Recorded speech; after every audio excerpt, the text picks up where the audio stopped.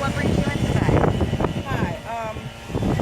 So I really need some help because I just got out of jail, and what I need help with more than anything else is to stay sober. I have a real problem with that because it seems to be the only thing that helps me is smoking a little weed, drinking a little bit. That's what I do. It's what I do because it helps me to survive. But I realize that if I don't stay sober, I'm going to wind up back in jail again, and I don't want to do that. Okay. Well, Anna, thank you for coming to meet with me today, and I understand that you're iterating to me that you're taking your sobriety serious and that the importance of sobriety. So, can you reflect on a day when you started using? Well, I started really using a lot when I lost my son about 5 years ago because it was nothing else I could do. I was really crushed, and I started getting high to kind of get past that. And then part of me getting high was what led to me winding up in jail. And so once I got in jail, I couldn't get high, and I just need to stay that way. Okay, so what I'm hearing that you're saying to me is that you first started using when you lost your son. Yes. About 5 years ago, and that since you're released from jail that you want to maintain sobriety and the importance of maintaining sobriety.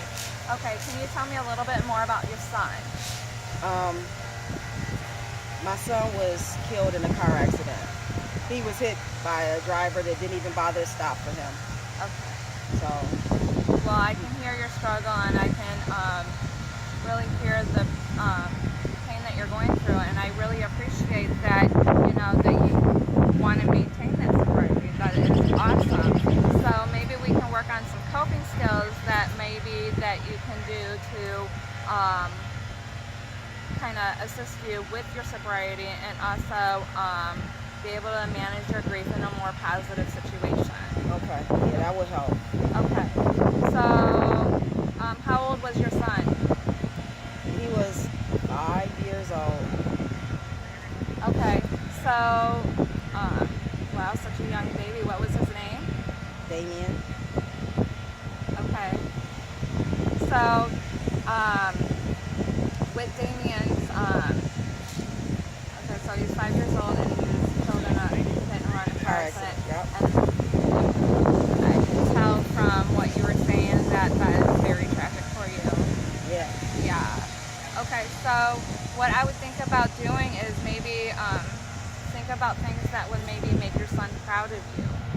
Start going by doing that. What would make my son, and then on harder days, I understand that, maybe like momentous days, birthday, holidays, that it might be hard for you. So what I like to do is maybe take 15 minutes at a time, because maybe some days are more, like I said, harder for you. So make the best decision, break it down by 15 minutes and make the best decision that you can in that 15 minutes. Once that 15 minutes is over with, again, make the best choice that you can make within those 15 minutes. So my advice to you is maybe start off doing that and do things that might make your son proud of you. Do you have any goals? What would you like to do?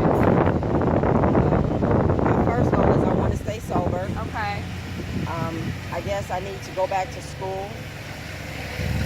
Because I guess I want to do something where I help take care of other people. Like maybe be a child psychologist or a caregiver for kids. That would be what I want to do, I think. Okay. Well, those are awesome goals. I hear you saying that you want to work with kids, you want to be a caretaker, Yeah. and you want to further your education and to do so.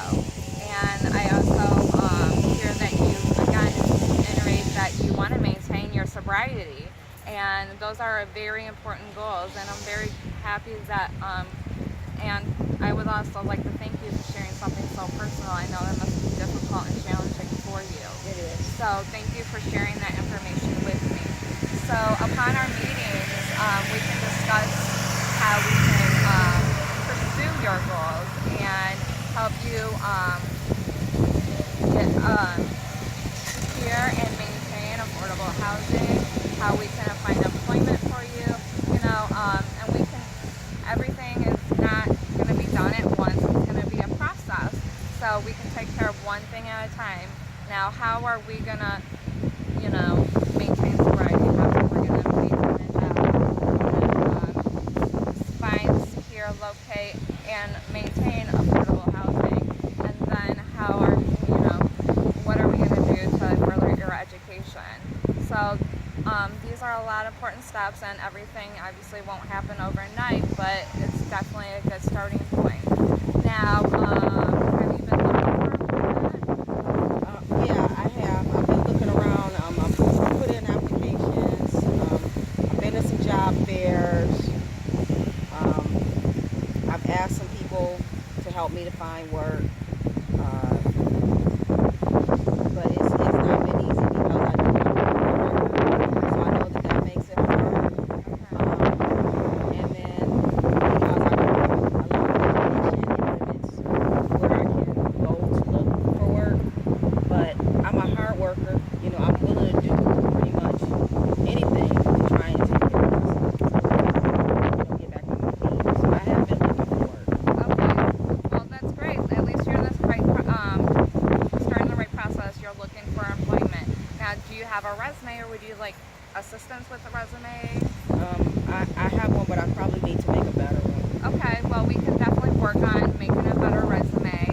We can also work on maybe some interviewing skills, and I can also provide you a list of referrals who are more they are friendly to people with background, and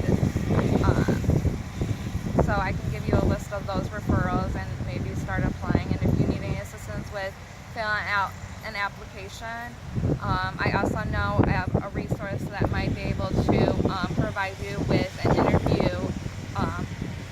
complete outfit with shoes and everything, Okay, so you can look, presentable, finding employment. Now, once you find employment, and we work on, your coping skills of maintaining your sobriety, then we can start looking for affordable housing, and we can also, once you get employment, we can work on a budget to see what is affordable, and provide you also resources once you are housed, provide you the resources in maintaining your housing, and also